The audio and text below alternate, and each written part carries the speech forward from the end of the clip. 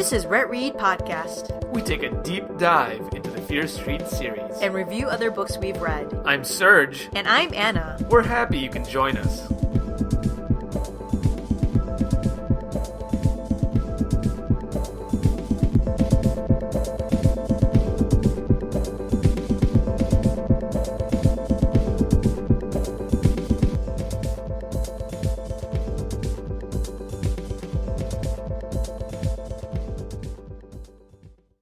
Welcome back, Rhett Readers. Today we have a very special episode of the Rhett Read Podcast. We're going to be reviewing a book called Saints and Charlatans by Sarim Baig. It was provided to us by the publisher. It's a debut collection of short stories, and they are interconnected. I think Serge and I both really enjoyed it. Yeah, it was really surprising because I didn't know what to expect going into this book. I just heard about it through some friends. We decided to reach out to the publisher and ask, how do we get a hold of this? Because at the moment it's only on sale in Pakistan. But they were very kind and provided us with a copy to review. And apparently this will be available as an ebook later on, hopefully this year. And you guys should keep an eye for this one because it's really interesting. It provides a window on a different culture that's in some ways not so different from our own. And in other ways, you could really imagine there's people like this living amongst us today, like some of the characters here, very universal. So I mentioned before that it's a book of interconnected short stories, and they take place in a neighborhood of Lahore, Pakistan, called Rampura.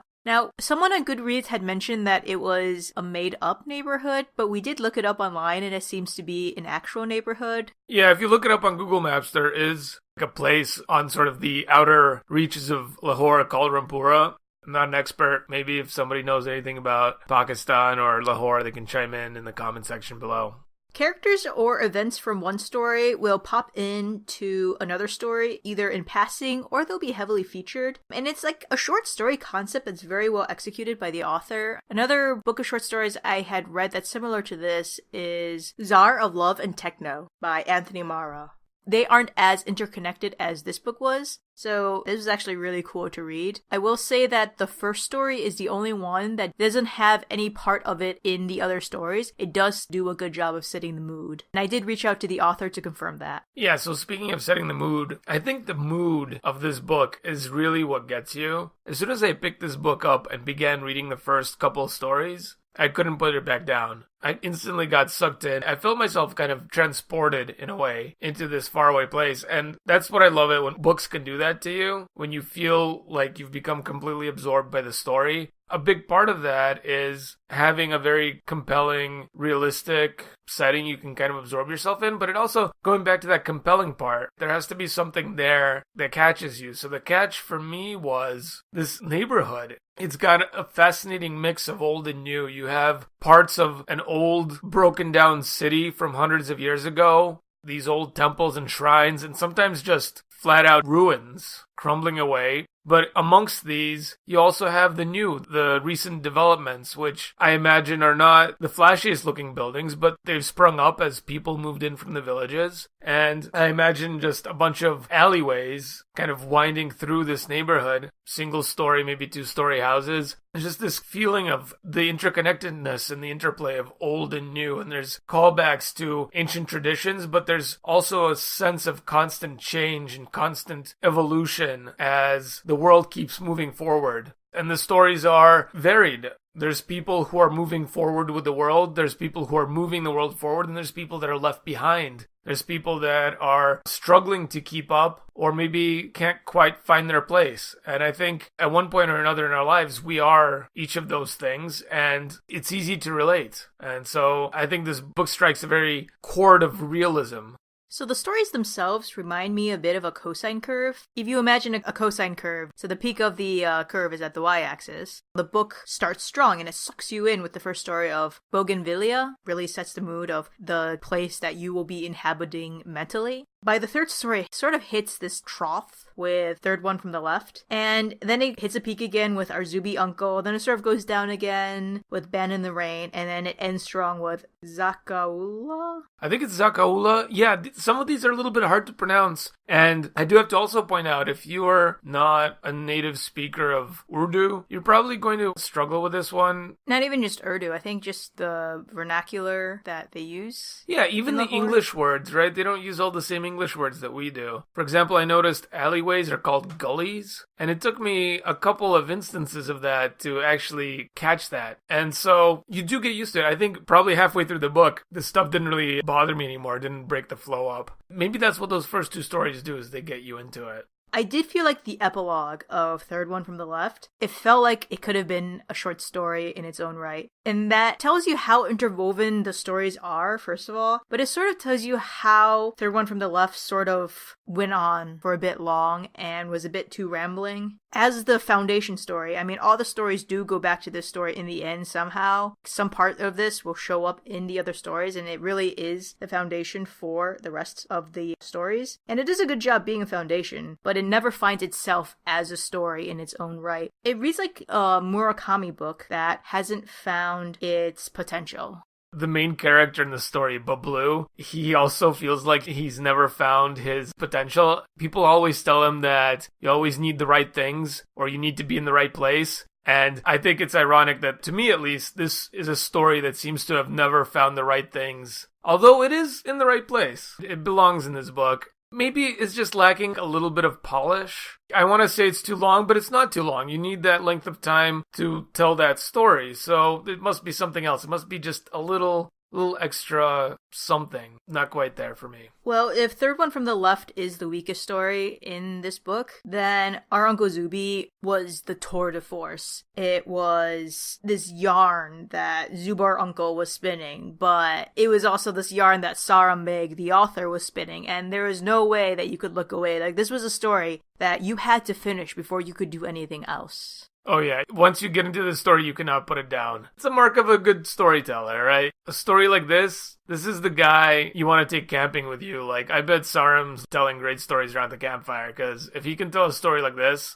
dang. I'm not going to give any spoilers for this one. You guys are probably just going to have to pick up some copy of the book in order to read about this one. Definitely recommended this story. Probably one of the top 3 stories of the book, easily. My major complaint, I have one major complaint with this book of short stories, and it has to do with the representation of women. The protagonists for every story, there's 9 stories, they're all men. The majority of the background characters are men as well. The men are well-rounded characters. We delve deeply into their psyche, their actions, their lives. The women who do show up in the stories, though, they're not fully fleshed out. And when they do show up, they come off as nagging or unfeeling. It really plays up that stereotype of women that you see in both Western and Eastern cultures. Women come off as almost villains, or just in the way of the man's journey. Oh, I could have accomplished this, but my wife. I could have done that, but my mother told me otherwise. Or they were a prize to win after the man accomplishes the goals that he has set out.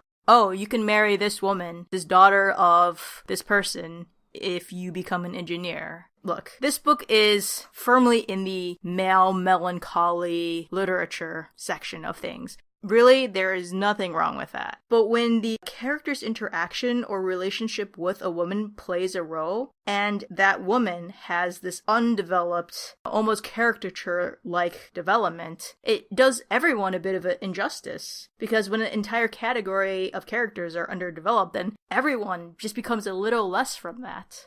You know, we were talking about Third One from the Left earlier, and you were saying we just lacked a little polish. For me, I think it was the women characters and his interactions with them and his thoughts on them that really just brought this story down, because if it had depicted more of his relationship with his wife, a lot of the interactions with him and his wife had to do with her father, not necessarily him and his wife. Later, his daughter plays a role, a small role that gets brought up, but you never saw the relationship with him and his daughter. So how can he really develop as a character to us as a reader if these important aspects of his life aren't shown to us, they aren't introduced to us in a significant way? I think you brought up a really good point there, and especially your last point you made regarding Third One from the Left. I think that story does actually stand the most to gain out of all these stories from getting a better perspective on the women. So that story particularly is completely from Bablu's point of view, as far as I can tell. It even goes into his own internal thoughts and his own internal monologue. But what you get is you get also some of his interactions with other people. And like Anna pointed out, the interactions with his wife and the interactions with his mother, the two women in his life, are relatively minimal compared to some of the other interactions that he has, including a rather random interaction he has throughout the last quarter of the story or so that leads into the epilogue with just some dude that he bumps into at the place that he works. And it's just like, really? I think Anna's right about the part that lacks polish. Probably that one. Maybe could have used a little bit more of his thoughts regarding his wife and his daughter also. Or, even if maybe he's the type of character that doesn't like to think about his wife or his daughter as much, but at least in that case, have that sense in there, aside from just the unspoken, well, his thought process lost this much time to all the men in his life and this much time to the women in his life. It's kind of an unspoken balance, just to have that written down somehow, like, oh, I don't like to think about my wife because, or I'd rather not think about my daughter because, or I try not to think too much about my mother because. It's not given, so instead you're just left wondering, okay, well, what is their role in the story? Well, I don't think it needs to be that explicit, but there needs to be something for sure. Or, I think another missed opportunity here could have been for the second to last story, Lord of Garbage. It's like a story about this little street urchin picking up trash or whatever. This is me as a dumb American, and maybe I just don't understand Pakistani culture, but couldn't the Lord of Garbage have just been a female character? How about this little kid has 5 sisters or something, some of whom are little girls who have polio? It sounds very tragic. Why not write a story from that little girl's perspective? The little girl with polio that's stuck in her crappy house with her mom and her older sisters who have like abusive husbands. Why not tell that story? I don't know. I actually would be interested in hearing that story. Maybe we'll hear that story one day. The reason I brought it up, the reason I see it as a missed opportunity, is because I feel like writing a little kid's story, like from a little kid's point of view, like that one was. Let's assume that Sarim is uncomfortable writing a female character. Writing a female little kid character is probably not super different from writing a male little kid character, especially when they're that age and they're just brought up as street urchins and they don't have very much in their life to differentiate gender roles. They're picking garbage one way or the other. So I feel like that would have been an easy in for him that he missed. After The Lord of Garbage, the book finishes with one last short story. This one's a very short one, and it puts a really satisfying, melancholy capstone upon the entire experience, where you go back to the village of Suratwala, where a lot of the characters' families originally came from, although some of the characters ended up going back to Suratwala. In any case, there's this old teacher there who teaches chemistry, and you get the sense that he's probably responsible for a lot of the success stories that we heard in some of the other books, as he brings kids up, gets them to pass their exams, and gets them interested in chemistry and science. And it's a really, really heartwarming story at first. And then a little bit melancholy too, because you get the sense that maybe he doesn't get the recognition he quite deserves outside of Suratwala. Maybe those people that went on to succeed in life don't remember their roots, maybe don't remember who got them there. But the saddest part of all is what happens to his son. And I'm not going to spoil anything to you, but personally, this is my nightmare. That if I ever have children, this would happen to them. That would be just crazy. It's something very personal that I just revealed here on the podcast. In any case, I really love this book. Again, very surprising because I didn't know what to really think of it going in. This book, I would have to give 4 out of 5 stars. I was really, really transported by it. I do hope it becomes available for sale outside of Pakistan soon. Yeah, I gave it 4 out of 5 stars as well. I've read a lot of short story collections. This is one of the better ones, and as a debut, I look forward to what Sarim has to offer in the future. Yeah, hopefully he does write more books in the future. It would be interesting to see where he goes as an author, for sure. Keep your eyes open for this book becoming an ebook, and we will definitely tweet about it when it does happen. After the intermission, we're going to review Fierce Street, The New Boy.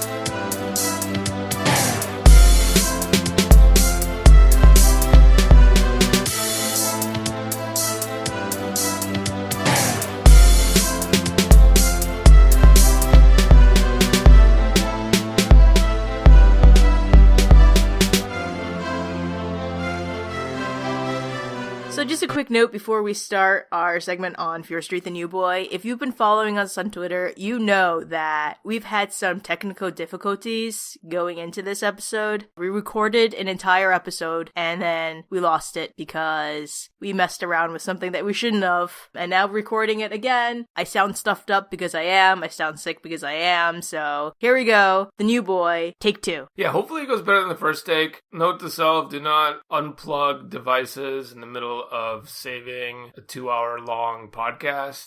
Can we just talk about our prediction accuracy for Fear Street the New Boy? Okay, yeah, let's get right into it. Anna, why don't we start with you? I said that it would be a story about a new boy. Either he or the girl lives on Fear Street. I said that he'd be really good looking and all the girls want to date him. The dates don't go well, so maybe he's trying to deal with his Norman Bates issues. I said that it'd be a male murderer with a female victim and the cause of death would be strangulation. I was pretty close with a lot of them. What about you, Serge? So my main gist going into this prediction was that this would be like the mirror image of the new girl, except it would be gender flipped, right? Just going off the title, new boy, new girl. I would say that the new boy would move into a house on Fear Street and that he has a dark past where he murdered his sibling before moving. And that was maybe like 1/3 true. He definitely moves into Fear Street. You think maybe he might have a dark past, but definitely nothing about a sibling. Main girl falls for him, but maybe already has a significant guy in her life, and she's trying to decide between the two guys.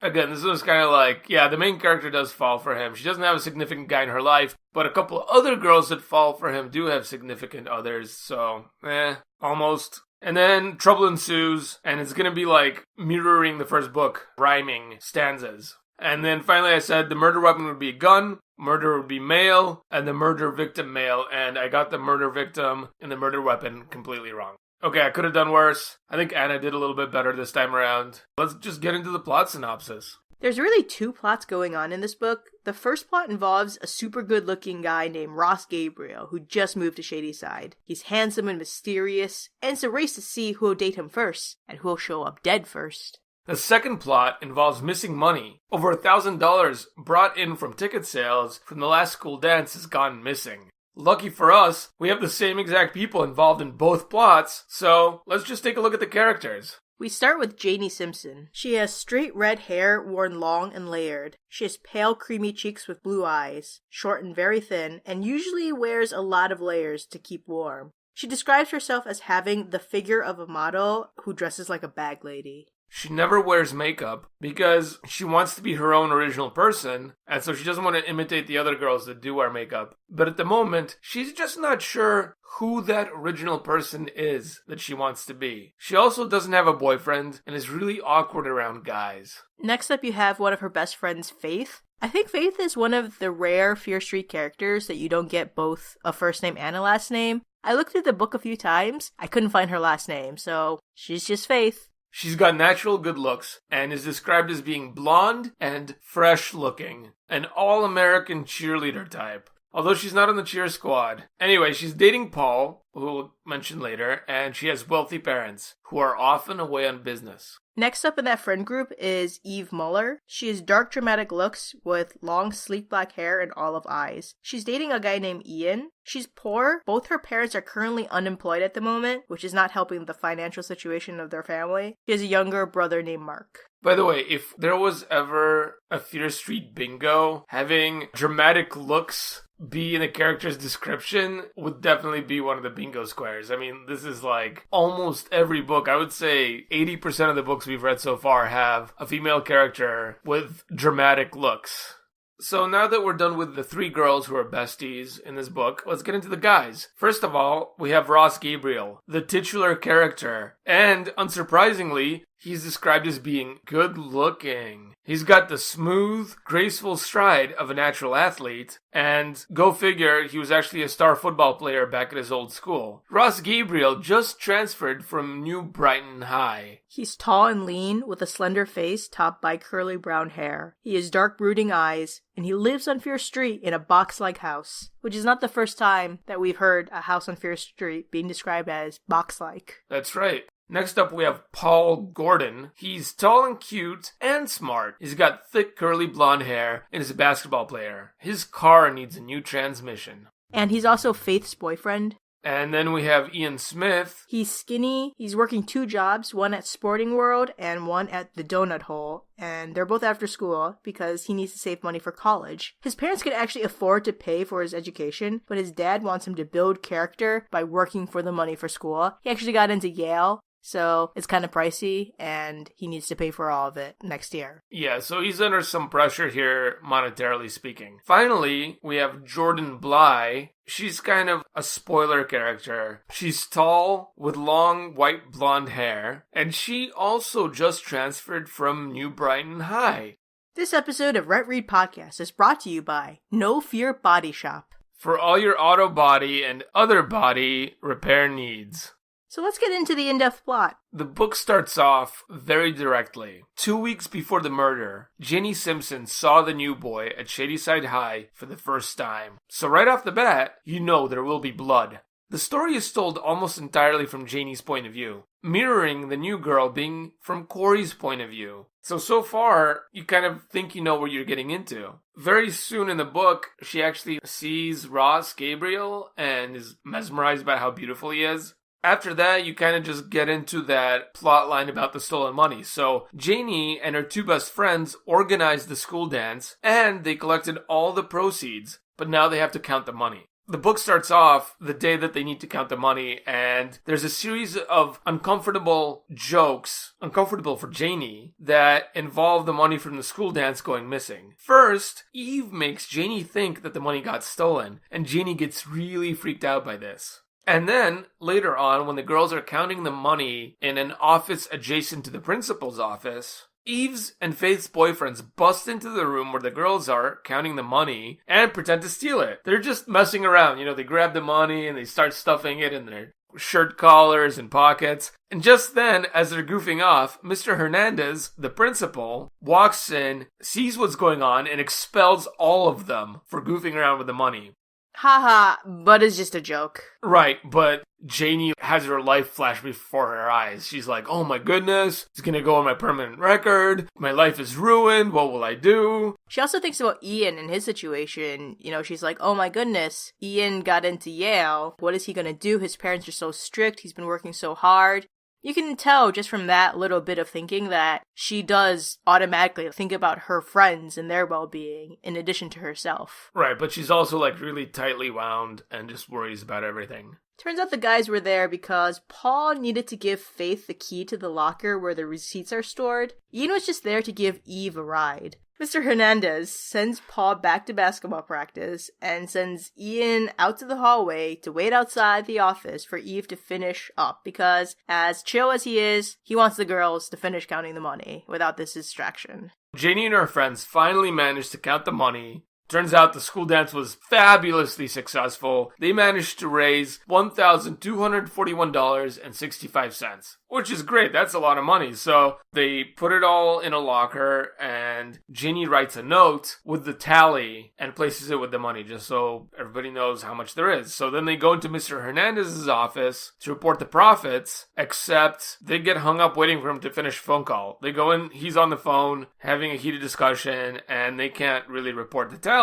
So they're all waiting for a few minutes there. By the time Mr. Hernandez is done with the call, Janie's already forgotten the exact total, and she has to go back to check the note that she left with the money where she wrote down the total. As she goes into the other room to get that note, she surprises Paul picking up his gym shoes, which he somehow forgot in his hurry to leave earlier. When Janie pulls open the drawer where the money is, she finds that it is actually missing. Now we have the suspects. Ian was just outside the room the entire time. Paul was in the room right before Janie checked the drawer. Eve passed through the room earlier to tell Ian to not wait and go on without her. And Faith used the phone in the room to let her parents know that she'd be home late. Everyone is a suspect.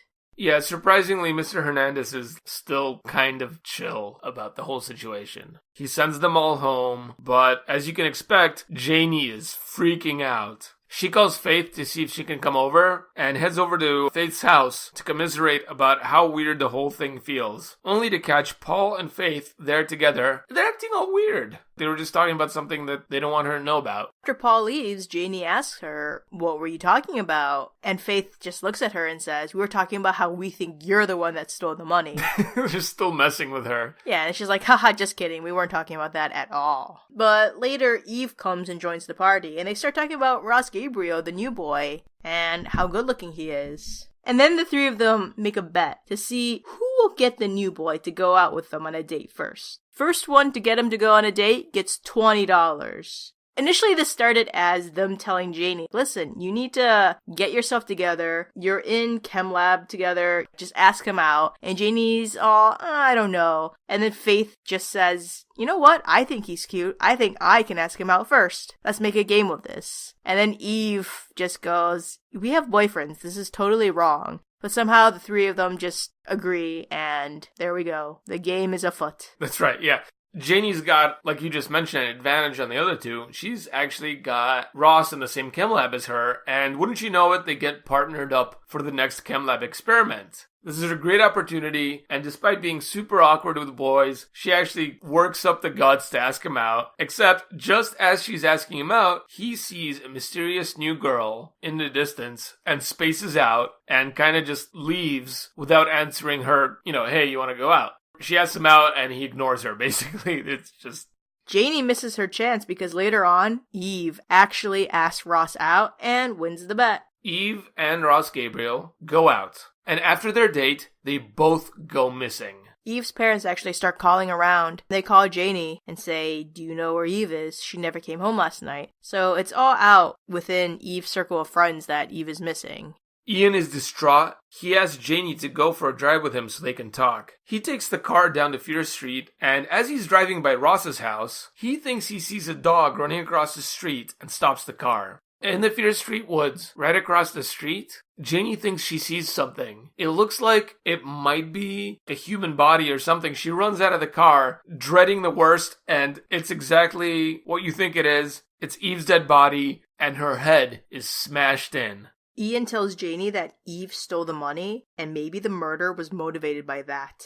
The question is Ross both a murderer and a thief? Well, Ian seems to think so, but he needed the money for his college tuition really bad, and he was jealous that Eve went out with Ross. Could it be Ian? Paul needed money to fix his transmission. Aside from athletics and a scholarship from that, he doesn't have a job that we know of, so could be him. And Ross was the last person to see Eve alive that night, so we're told, and her body was found right across the street from his house. They call the cops, and Ian and Janie are taken to the police station to be questioned because they're the ones that found the body. It also turns out that Ross isn't missing. He's actually brought in for questioning also. He claims that he took Eve home after 11, and he actually saw her go in the house. He's definitely not the one who did it, according to him. Then after that, he had to go to New Brighton early in the morning with his parents, and they just got back now, so he has an alibi. As teens in Fear Street do after a murder, Janie and Faith meet up at Pete's Pizza for lunch. And first they start talking about the money theft. Faith says that she doesn't really believe that Eve stole the money. Ian must be a liar. They talk about how Ian suspects that Ross killed Eve for the money. Surprise! Ross is right behind them. As you can imagine, it's super awkward. What better way to break the ice than Ross threatening to kill Faith? Not quite. He says it because he knows that everyone is blaming him for Eve's death, so why not just ask him to his face? In the middle of this restaurant, he starts screaming about how he's not the murderer. Yeah, he raises a big stink. It's just not fun for anybody. So Faith walks out of the restaurant, Ian and Paul are waiting outside, and she is totally done with Ross. And Janie actually tries to leave too, but Ross grabs her hand. He tells her that, you know what, he went out with Eve for the money. The bet money. Eve told him about the bet. They'd split the bet money in half. $20 split into two. They'd get $10 each, and that was that. Then he starts talking about how he had problems in New Brighton before moving, but he quickly puts an end to that. Gossip time. Paul asks point blank if Ross killed Eve. Ian says it's obviously Ross who killed Eve. The conversation sort of dies out, but not before we find out that Paul got his new transmission. Huh, where'd he get that money? Well, we skip a few days, and Janie finds Ross at her front door. He wants help with his French homework, and Janie thinks it's kind of weird that he's just showing up randomly. But they do their work, and he convinces her to head out for a post-study snack at the old village. But Ross's car runs out of gas on the way there. Apparently his fuel gauge doesn't really work too good, and they're stuck in the middle of nowhere. As close to the nowhere as you can get in a suburb. Maybe it's just like an undeveloped stretch of road. But anyway, they have to actually push the car to the gas station, and Ross has to borrow $5 to pay for the gas. Well, after that, Ross wants to head home first to get his wallet. He doesn't want to get arrested for driving without a license. And that's when Janie finds out that Ross lives on Fear Street, right across the woods where Eve's body was found. And she is freaking out. She ends up locking the car doors, and she's gripping the door and everything, and just panicking while Ross is in the house. Yeah, she's imagining all kinds of things. But anyway, they just end up getting White Castle and then making out in his car while he drops her off. They have to call an early night since it's a school night, and he still needs to brush up on his French. When Janie gets home, she finds that Ross actually left his French stuff at her house. And she's like, how's he going to study without his study material? So she drives over to Fear Street to return it. But she finds that Ross's car isn't in the driveway, and when she rings the doorbell, a very old woman answers the door. And when Janie tries to give her Ross's book, the woman says, there's no one named Ross Gabriel living here, and then slams the door in Janie's face. Dun dun dun dun. Janie spends a good portion of the next page thinking about how mysterious Ross is, and also that she might be falling in love with him. Girl has got her priorities in order. Yeah. You know, he might be a murderer, but he's so mysterious and handsome. Oh. Faith is about to tell Janie the story of what happened to Ross in his old school, when she's interrupted by Paul telling them that Ross has been arrested for murder. But, turns out, that's a load of poppycock, since Ross shows up in the cafeteria. Janie obviously goes to confront him about the old lady at his house. Well, he lets her know that old lady is his grandmother, and she has dementia. When asked about this morning and the rumors around school, Ross tells her that he's been questioned more about the murder by the police. Ian told the police that Eve stole the $1,200 from the school, and they haven't found it in Eve's possession or her parents, and are now sniffing around him. Ross is upset that everyone thinks he's a murderer, and asks Janie if she believes that he is innocent. Janie tells Ross that she believes him, and then he says that he remembers that he has something of hers. He pulls out a blue scarf and tries to give it to her, but Janie flips out. It's Eve's favorite scarf, the scarf that she must have been wearing the night she was murdered. Janie races out of the cafeteria and avoids him for the rest of the day. Janie wants to talk to Faith about everything that's going on, but she sees Faith and Paul having an argument. So she decides to just let Faith be. She actually goes to the donut hole instead to go check up on Ian. Ian looks exhausted. He hasn't been sleeping well, and when he does, he has nightmares. Which is understandable. I mean, his girlfriend was murdered. Ian invites Janie to stay a bit longer, but she needs to call Faith to check up on her. Janie calls Faith, and Faith is once again going to tell her what Jordan Bly, the girl from New Brighton, told her, but she's interrupted by the other lie. And after a few minutes, Faith comes back and tells Janie that she needs to come over to hear the gossip. After all, Faith's parents aren't home, her dad is at a cocktail party, her mom is still in Switzerland, and it's scary to be in her big mansion all by herself. So Janie definitely wants to hear the down low on Ross, and she heads over as quick as she can, only to find that the front door to Faith's house is ajar. She walks in and walks around the house until she stumbles upon Faith. Faith lay sprawled on her back, her blue eyes staring lifelessly at the ceiling. Blood had seeped over a dark gaping wound on the side of her head and ran in rivulets over her blonde hair. The brass poker from the fireplace lay at her side on the blood-soaked white carpet.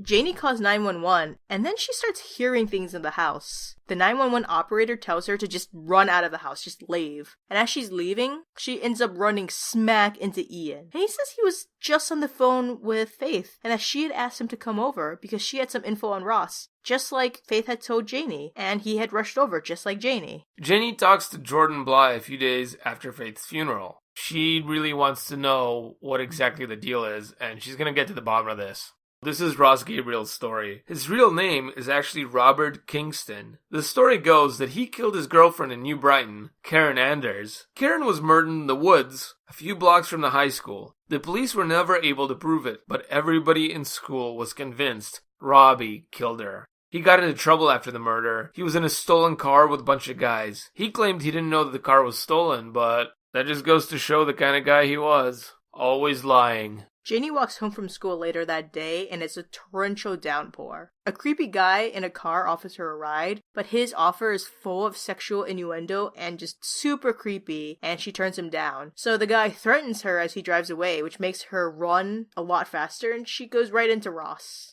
How much you want to bet that guy's supposed to be from, like, the old part of town? The old village, like every single other creepy car guy? Yeah. Ross wants her to get in his car, but she tries to run away. He grabs her and throws her into a glass bus shelter. And then he asks her why is she so scared of him, and why won't she talk to him? Maybe it's because you just threw her forcibly into a thing. I don't know. That could be the reason. Janie confronts him and asks why he killed the girls and lets him know that she knows about his past. He gets more irate and tells her to shut up and to stop fighting. Oh my god. This guy's ridiculous. She somehow manages to talk him down and convinces him that she'll meet him later at the mall. They can talk, but she just needs to go home first. Once Janie finally manages to get home, she finds that her parents aren't home, which is like, crap, they're not home, I can't tell them what's going on. So she goes to call the police, but the phone line's dead. Janie decides to wait it all out, only to have Ross at the door when the time that they were supposed to meet at the mall has gone by. Ross once again starts questioning her and being upset at everyone thinking he's guilty. He takes the blue scarf out of his jacket and starts twisting it tautly around his hand while advancing on Janie. It's all a misunderstanding. It's actually Janie's scarf from their White Castle date night. He's been trying to angrily return it for days now. Of course, he doesn't help his situation by saying, I could kill you for not trusting me. So there's that. He once again tries to tell her how innocent he is by being very aggressively angry at her. Janie tries to run away from him, and he ends up chasing her and tackling her.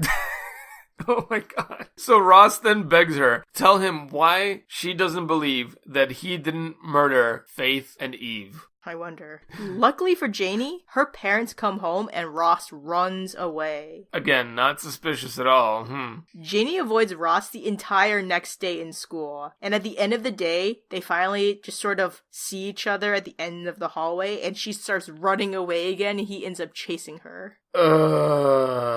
Janie runs into Paul and two of his friends, and they immediately see what's going on, and Paul tells Ross to just leave Janie alone. Paul and his friends then tell Ross they knew he was trouble right from the start, and start attacking him. He gets beat up a little bit. In the meantime, Janie goes home, and she gets a call from Ian saying that he has proof that Ross killed Eve and Faith. Ian picks her up and is acting super mysterious about what the proof is. He says he needs to take her to the woods where Eve was found, because that's where the proof is. He takes her into the woods, but then tells her he forgot something in the car. So he goes back to the car, she hears his trunk slam shut, and he reappears with a baseball bat with Eve's dried blood on it. Reveal time. Ian killed Eve. Eve stole the dance money for Ian's college fund, but she was just too honest. She had second thoughts, and she wanted to confess. But Ian's worked too hard. He didn't want another job, and he was so close. He then catches Eve going on a date with Ross, and he just gets overcome with rage. The only logical solution in his mind was to kill Eve. Faith must have known about the dance money, so she had to die. Faith must have told Janie, and now here we are. Janie must die too.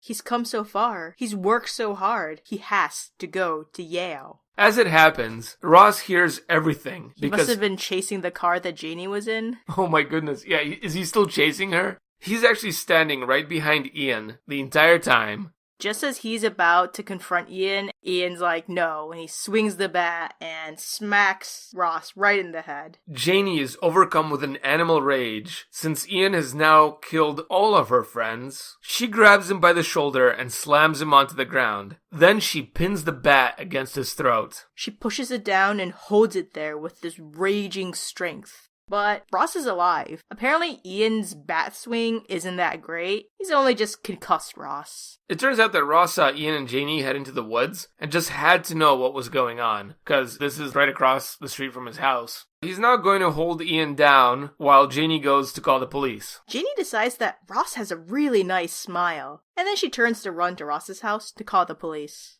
The end. And now a word from our sponsors at No Fear Body Shop. Been in a crash, more bang for your cash.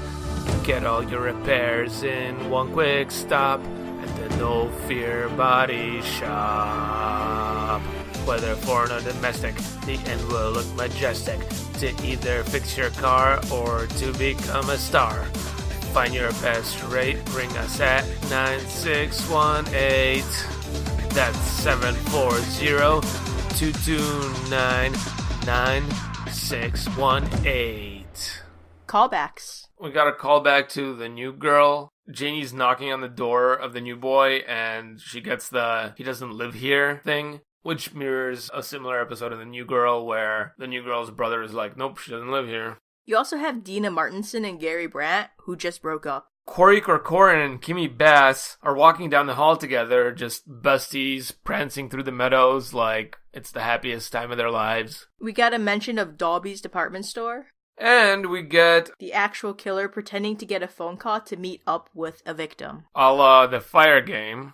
90s things. In this book, we have this kid whose parents think that he can pay for Yale with a couple of after-school jobs. Plus, he ends up having to steal $1,200, and in his mind, those couple of after-school jobs are not going to cut it, but that extra $1,200, yeah, that's going to really seal the deal to get him through Yale. So I looked it up. Yale was $24,000 a year in 1993, which is a lot of money, but if he works really hard and he has a lot of after-school jobs, he might be able to make it. If you're looking at going to Yale today, it's $67,000, including room and board. But that cost isn't even including the cost of textbooks that kids have to deal with nowadays. Exactly. Yeah, it would not be possible under any circumstances today. No kind of after-school job is going to cover $67,000 per year. And that's like a lowball estimate of how much Yale would cost. Another 90s thing would be the phone line being cut, being a big deal. Yeah, that seems to be a common theme in a lot of these books. This must be one of the scariest things that happened to you in the 90s. Your phone line goes dead, so obviously Fear Street is going to talk about something that causes fear amongst people. That actually brings us to the nitpicks, because when Janie's phone line was cut, she wanted to call the police about Ross.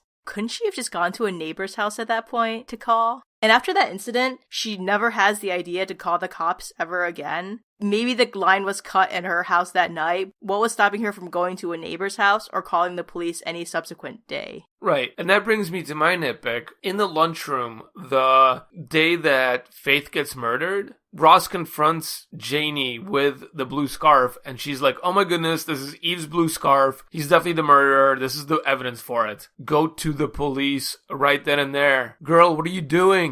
Instead, she keeps it to herself, and freaking Faith ends up dead. Okay, yeah, this probably wouldn't have kept Faith from getting murdered because Ross isn't the actual murderer. But if you think he is, and you think he just handed you the proof, go to the police. I don't get it. Well, going on with Faith's death, another nitpick is school was suspended for the morning so people could attend Faith's funeral. With the number of people that die at Shadyside High, do they constantly have to suspend school? Because this is the first time we've heard of them suspending school for a funeral. Maybe she was really popular, or maybe because so many kids are dying. We've had popular kids before, and you would think that with so many kids dying, it would not be as big a thing that they wouldn't be suspending school. Like the first few deaths, they would suspend it, and then later they'd just be like, okay, we're done.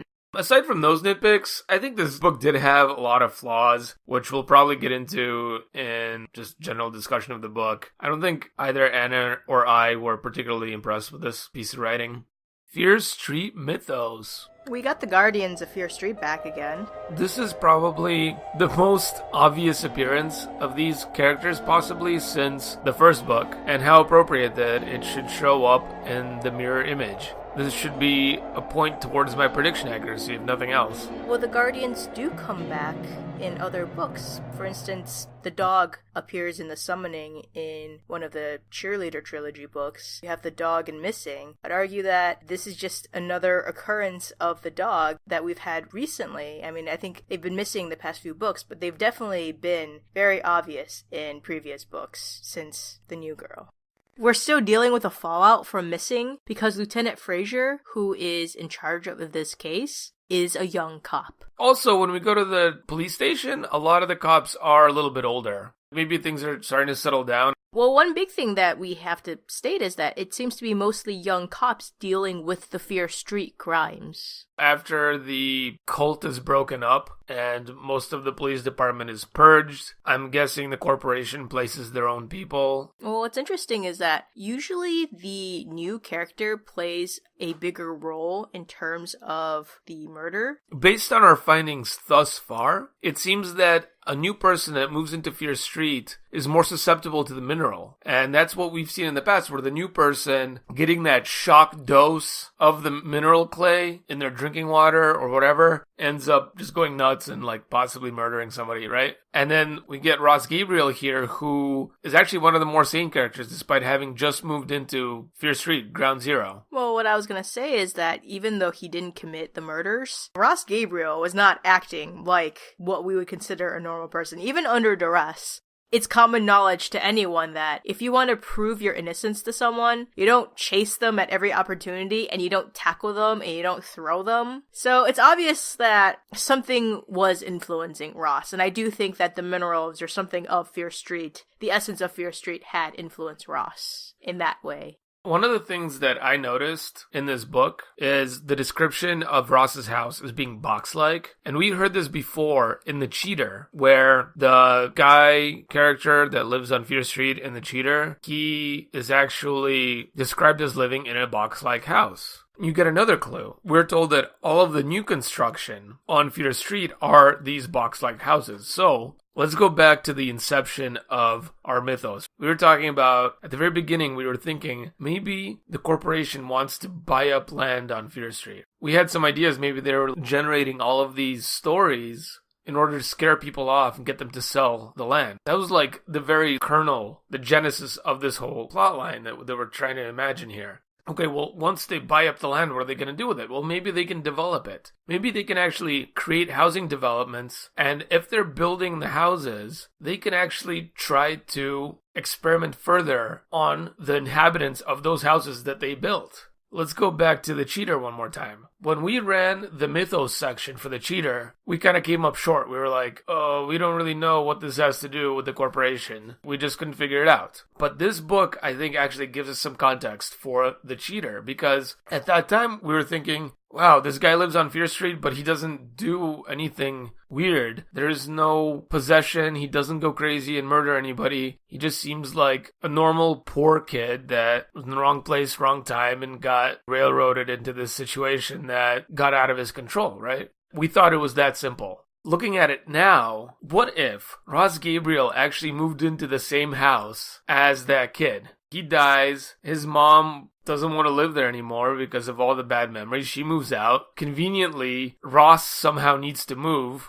Maybe the corporation is behind the murder of Ross's girlfriend, forcing him to move to Shadyside. He's their next experimental subject. This house has some kind of properties to it. Maybe that other kid from The Cheater was seemingly normal despite living at Ground Zero of Fear Street and the mineral, because the house has some kind of property that shields you from the effects of the mineral. Obviously, if the corporation is working on ways to exploit the mineral's power, they also need to find ways to shield themselves from its effects. It does have a lot of downside. It has a lot of negative side effects, and they need to be developing. It makes sense for them to be developing ways to combat that. Maybe these box-like houses are testing grounds for that. It's interesting, the kid from The Cheater probably lived in that house for a while, so he grew up in that sheltered, protected thing. So even though he had his issues, he, at the end of the day, was still not affected by the mineral. Yep. Whereas you have Ross, who came in. You know, I did launch into a whole thing about how he didn't go all the way. He wasn't the actual murderer, but he had his issues. And you talk about the shielding that the house provides. We had mentioned previously that for people who move to Shadyside, they not only have to contend with what's at Fear Street, they have to contend with what's in the water fountains in school. They have to go through every day, and he has to walk to school. He needs to go through, he's exposed to all this every day. And at home, it's the one place where he's shielded. But even then, he's not spending a lot of time at home because he is spending a lot of time chasing after Janie. And he's going back to his old town with his parents a lot. And you're right. So what you're saying is maybe the shielding isn't as effective because this dude isn't chilling at home most of the time. He's out there walking the streets, driving around town, at school, getting exposed. And he's not getting enough of the protection from that house. So that's why towards the end of the book, he starts getting a little more crazy. He gets a little more corrupted. Yeah, so these houses that the corporation's building, it's very interesting. This could be their next kind of like push in terms of where they're going. On the other hand, we do see over the last few books seemingly a lessening of their influence. Maybe there's kind of like a shakeup at their headquarters. What I'm looking forward to is in the next few books, we actually should probably be on the lookout for maybe like a change in tactics or a different direction that they're going in, because maybe they had a shakeup in their leadership.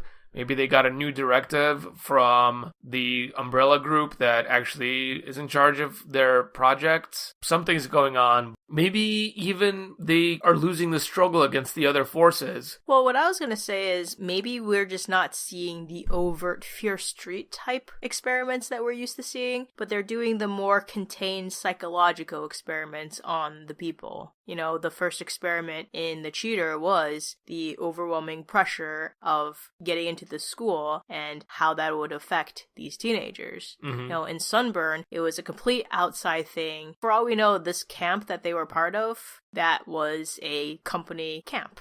You know, that makes sense. There could be a lot of applications where you could come up with a way of controlling the psychoactive properties of the mineral to basically control how people behave. By running all these experiments, they could be developing that capability for sure. And by selectively being able to shield some individuals while targeting others, they could really turn this into a precision tool. It's mind control at its most scientific, if you think about it. You know the story of the men who stare at goats, right? And they were trying to see if men could cyclically... Yeah, that was a movie, right? Well, it's also based on a true story. Oh, really? Yeah. Wow. It's an actual thing. So you figure if this corporation has this mineral, this clay, this something that's at Fair Street that they can control the minute details of, they can make bank with this. I think they are already making quite some money if they're buying up so much property. We know they're behind the expansion of the hospital and that entire secret wing full of cadavers that I'd have no doubt are actually the end results of a lot of their experiments that are being stored there for further study. And then going back to your other point about outside forces, I mean, the vampires have come to Shadyside, right? That is a battle in itself. It could be that the vampires have been able to wreak some havoc,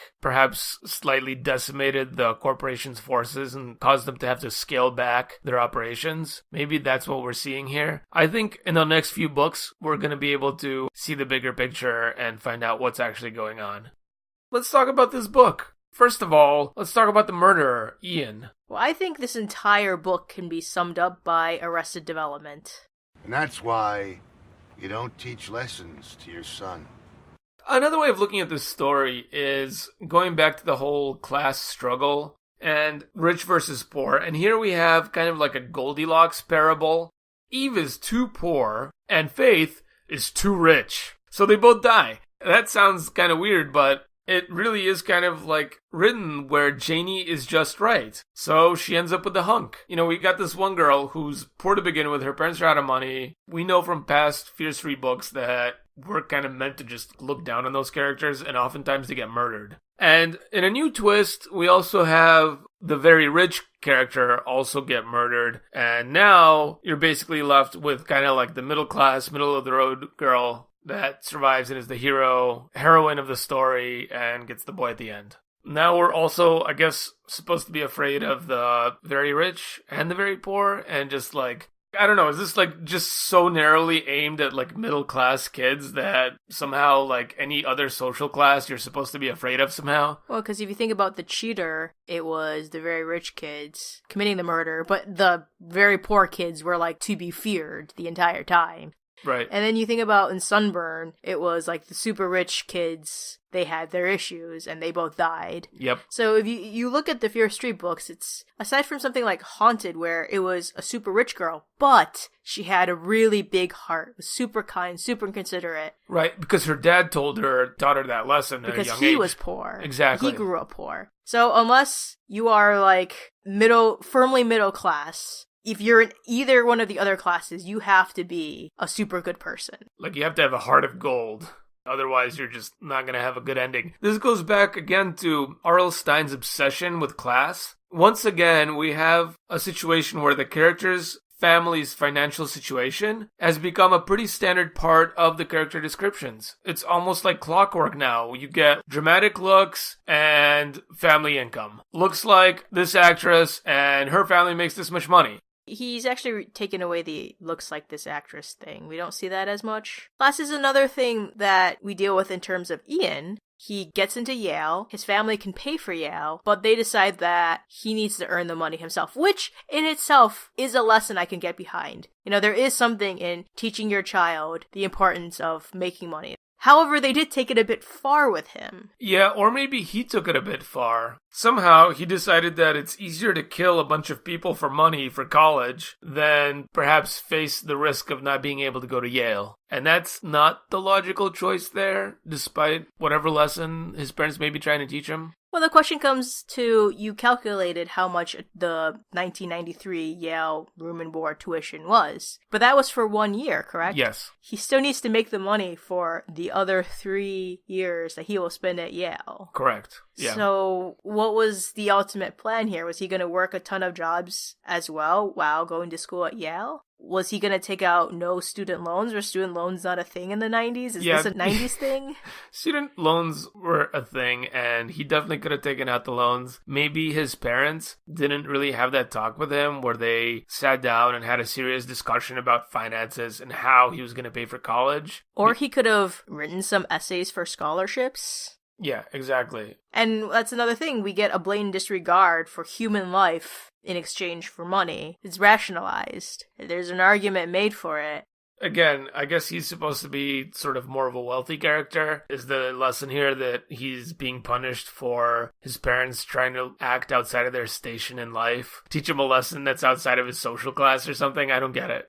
We made the Arrested Development joke, right? Oh, this is why you don't teach lessons. But it's almost making light of the people who are in that situation, who need to work for the money for school. Like someone like, there was a character, I think, was it in Prom Night? Or there was a character who really had to work because her family was having a lot of monetary problems, and that was what she had to do. And you have Eve here, her family, her parents both lost their jobs. She has a younger brother. There is no income. And instead of stealing the money and keeping it for her family, for herself, because they need to pay their mortgage, they need food, they need electricity, they need water, she gives the money to a guy for his schooling for the next year. Yeah, she gives the money to a rich kid that's going to Yale. How does that even stack up? That's a really good point you just made. Yeah, no wonder she felt guilty and wanted to confess, because she clearly made a stupid choice. That was a mistake. That was just one of those dumb teenage mistakes that happens. And by the way, Mr. Hernandez was a pretty chill dude, would have probably understood and been like, all right, we'll work out a way that this doesn't go on your permanent police record. I mean, it's something that it's pretty easily discussable in terms of that, but I just do think it's like very odd that the murderer is someone who had the means, had the money, but his parents were trying to teach him this lesson on what it's like to be poor, and his takeaway of being poor was, well, I can murder people for this money. And that's like very bizarre, and we've noticed this in their Fear Street books. Moving on from the class and money discussion, the girls in this book were kind of heinous, especially like Eve and Faith. That's interesting, right? One is called Eve and the other one's called Faith. You got Eve, the original sin, where Ian first commits murder, and then we lose Faith, so to speak. Well, that's interesting because Eve first gives in to the temptation of the money, and then she gives in to the temptation of Ross, and then she's killed. And then you have Faith, and after all that happens, lose Faith. So that's a really interesting point you made. Anyway, so these two girls are not really nice people. They have boyfriends, but they decide, what the heck, we're going to try to go out with Ross anyway. And they play mean tricks on Janie. They're not likable, and Janie herself is not super duper likable. Well, I don't think she's unlikable. I think she's you know the term Mary Sue? She is a Mary Sue. You insert yourself into that character and you go through this book as her. Because there's nothing very positive or very negative or anything about her. She's just a vessel for the reader to flow through this story, pretty much. So speaking of my impressions from the book, definitely that scene close to the beginning where Ian pulls up by the scene of the crime made me really suspect him very strongly from that point onward. That's a classic murderer tell. They always go back to the scene of the crime. Sure enough, he goes back to the scene of the crime. There's never really a point in the rest of the book where he becomes less suspicious. You end up having other people become more suspicious than they were to begin with. But Ian never becomes less suspicious, and he became suspicious right off the bat and just stays at that really high level throughout the book. Once in a while, other people float up to your awareness, go like, maybe it's them. But then later on, there'll be like evidence that maybe it wasn't them. There's never any evidence that it wasn't Ian. He's just always kind of just, really? That's kind of weird. For sure. Ross was a red herring, and with each time that he was trying to like plead his innocence, he was becoming more and more a red herring because he was just so over the top. Right, and we have a theory about that, as you guys know. I did at one point think that maybe Faith had something to do with Eve's murder, but then Faith was dead, and I was like, oh, okay. Ian shows up at both scenes, and it's pretty obvious by Faith's death that it has to be Ian, because why else would he be there? At one point, I did think it might have been Jordan Bly that committed the murder, kind of in a callback to the Fire game. So maybe she just followed Ross, and maybe she was responsible for the original murder somehow, some kind of weird thing like that. Definitely for like a few pages there, that's one of the ones that floated up for me. I knew it could never be her because the murderer is always someone you know. They're always given more description backstory, there's always more interaction with them, so when you find out they're the killer, it's, oh, but you were so blank, nice, evil, obvious, etc., etc. One day there may be a book where it's that, but definitely Ian was like the number one suspect pretty consistently throughout the whole thing. That took a lot of the suspense out of the story for me. Also just the unlikable characters.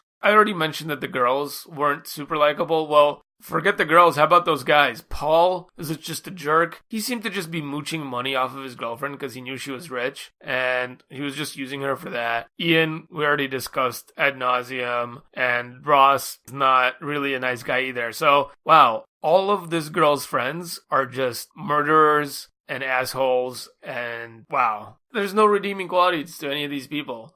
What I did like about this book was the end scene where Janie is attacking and she conjures up this anger, this rage. And the way R.L. Stine describes it, she has this like raging strength. She has this animal roar. Like she becomes feral almost in this end scene confrontation. And I actually really loved those descriptive words that he chose, because I wouldn't say his end scenes aren't tame by any means, but the descriptions here just really stood out to me, and I really liked it. Yeah, she really showed Ian her war face.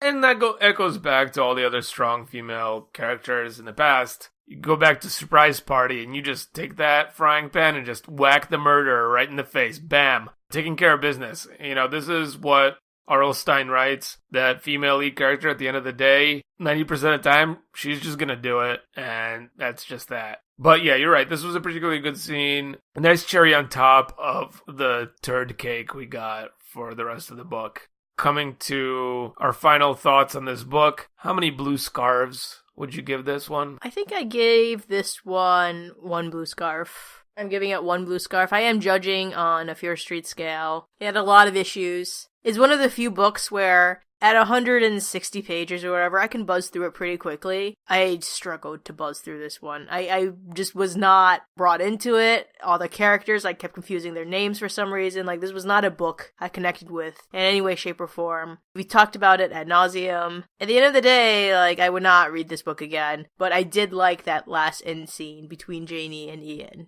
Yeah, so I would give it a torn fragment of 1/4 of a blue scarf. It's basically the same things that Anna just mentioned. The book didn't catch me, it didn't capture my attention. I probably read it in 4 separate sittings, and let's be honest here, folks, I think we read this book like 3 or 4 weeks ago prior to this recording session, and this is how unenthused we are. I mean, yes, Anna did have to go away on business for a while, but it certainly isn't something that's captured our imagination like some of the other R.L. Stine books have. This is not a gem. This is not a diamond in the rough. This is something to be avoided unless you're doing a complete read-through such as we are. Your obvious broken heart over this book leads nicely to the next book we're reading, which is Fear Street Super Chiller, Broken Hearts. Oh boy, another super chiller. Does that mean it's going to be like 300 pages long? Valentine's Day can be a killer. So on the cover, you have a girl at her locker, and it's open. And on the inside of the locker door, there is a heart that's sort of like smeared, and underneath it, it says, "You're dead." Inside the locker, there are pictures of, I assume, 90s heartthrob singers and rockers, and some books, and she seems pretty shocked at this message on her locker door. So I'm just gonna assume it's not something that she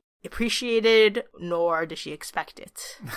Okay. What do I think this book is about? I think it's about Valentine's Day. I think it's about girls getting Valentines that they don't want. Obviously, death. Somewhere along the line, someone dies.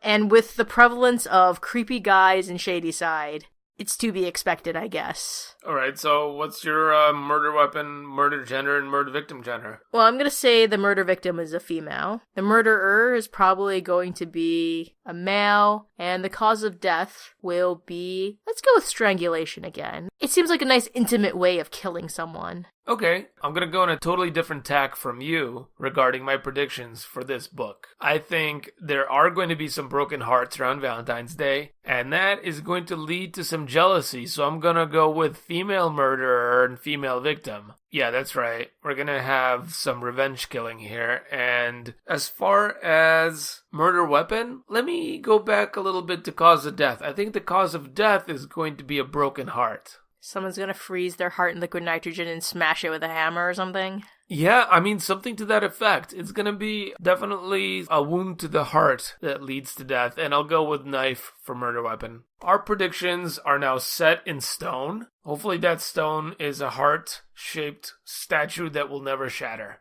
No, I feel like someone's heart-shaped prediction stone is gonna be broken. Yeah, probably yours. I'm feeling lucky this time around. Thanks for staying with us. We've had a lot of technical difficulties and other issues, but here we are once again. Yeah, and hopefully I don't do anything silly with the computer right as we're saving this file, and we'll be able to get it out to you guys real soon. Thanks for listening. We both really appreciate you guys sticking with us this whole time, and we'll see you next time.